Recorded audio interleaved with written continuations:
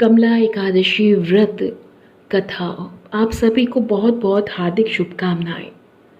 धर्मराज युधिष्ठिर बोलते हैं कि हे जनार्दन, अधिक मास के शुक्ल पक्ष के एकादशी का क्या नाम है, क्या विधि है, कृपा करके मुझे बताइए।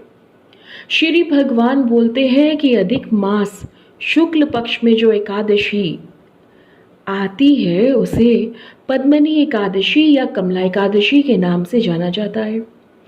यूँ तो हर साल में 24 एकादशी होती है, लेकिन मल मास, अधिक मास या पुरुषोत्तम मास में जब भी एकादशी आती है तो 26 एकादशी हो जाती है। अधिक मास या मल मास को जोड़कर वर्ष में 26 एकादशी होने के नाम से ही इसे कृष्ण पक्ष या परमा एकादशी के नाम से भी जाना जाता है।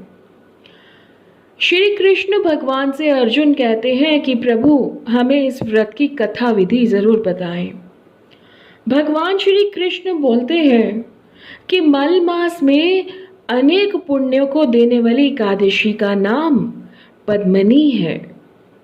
श्री कृष्ण भगवान कहते हैं कि इस एकादशी का व्रत करने से मनुष्य कीर्ति प्राप्त करके वैकुंठ को जाता है, जो मनुष्य के लिए भी दुर्लभ है।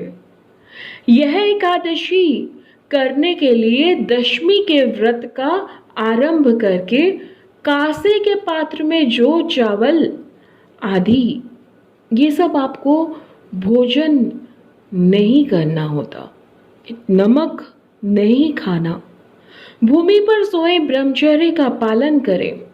एकादशी के दिन ब्रह्म मुहूर्त में शौच आदि से निवृत्त होकर दंत धावन करें और जल के 12 कुल्ले करके शुद्ध हो जाएं। सूर्य उदय होने के पूर्व उत्तम तीर्थ में स्नान करने जाएं। इसमें गोबर, मिट्टी, तिल, कुशा, आंवले का चूर्ण विधि पूर्वक स्नान करें। श्वेत वस्त्र धारण करके भगवान श्री विष्णु जी के मंदिर जाकर पूजा अर्चना करें। हे मुनिवर, पूर्व काल में त्रेता युग में हे नाम का राजा के वंश में कृतव्य नाम का राजा महिष्मतीपुरी में राज्य करता था। उस राजा की परम प्रिय स्त्रियां थी, परंतु उनमें से किसी के भी पुत्र नहीं था जो उस राजा का कार्यभार संभाल सके। देवता, प्रीत, सिद्ध और अनेक चिकित्सों के बावजूद राजा ने पुत्र प्राप्ति के लिए बहुत प्रयत्न किए, लेकिन असफल रहा। एक दिन राजा को वन में तपस्या के लिए जाते थे।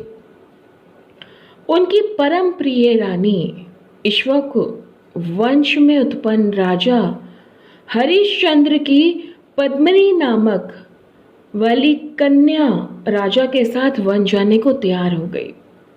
दोनों ने अपने अंग के सबसे सुंदर वस्त्र और आभूषणों का त्याग कर दिया और वकल वस्त्र धारण कर गंध मादन पर्वत पर चले गए।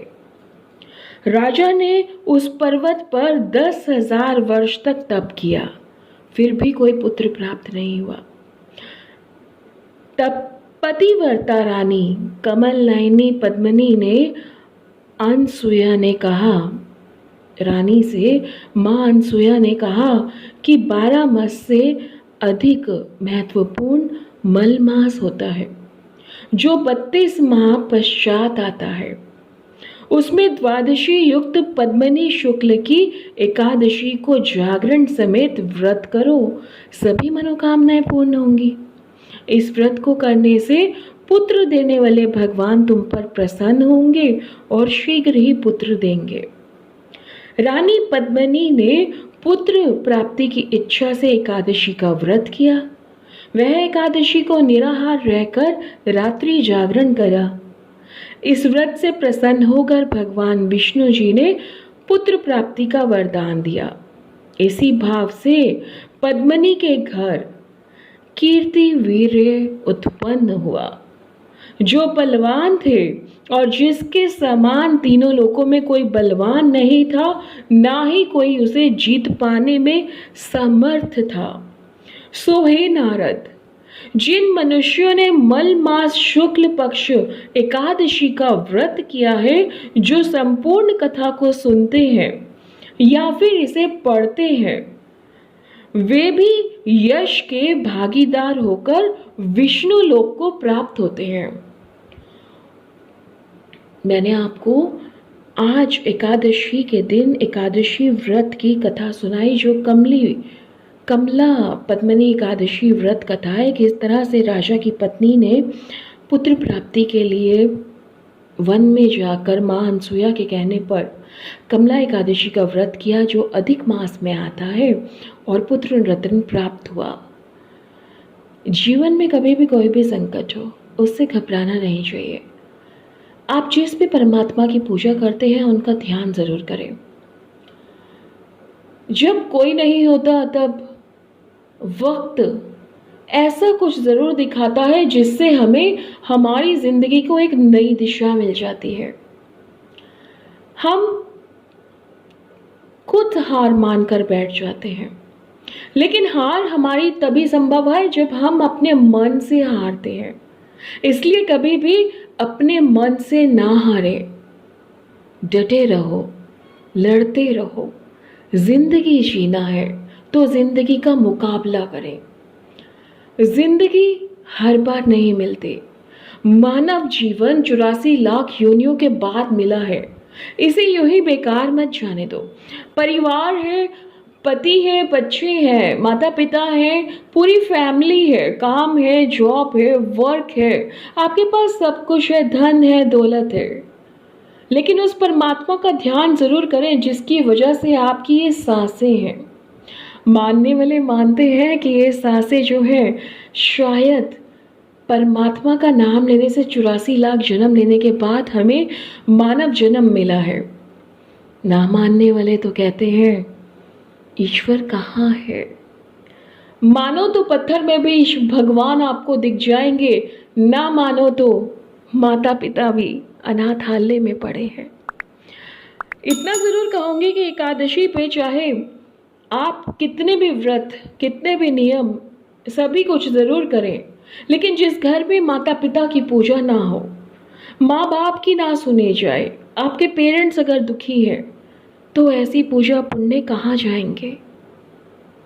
प्लीज़ मैं हाथ जोड़कर सभी से रिक्वेस्ट करती हूँ, आज कमला एकादशी वाले दिन, और मैं पहले भी कई बार रिक्वेस्ट कर चुकी हूँ कि प्लीज़ अपने मम्मी पापा, अपने परिवार को ज़रूर संभाल कर रखें। दिल करता है दुनिया के सारे जितने भी ओल्ड होम है वो बंद हो जाए और हर माता पिता अपने अपने घरों में अपने बच्चों के साथ सुखी जीवन व्यतीत करें। आई एम जिया। अगर आपको वीडियो पसंद आया तो लाइक करना बिल्कुल ना भूलें, सब्सक्राइब करना बिल्कुल ना भूलें, वीडियो को ज़्यादा से ज़्यादा शेयर ज़रूर करें। आगे और वीडियोस बनाते रहेंगे।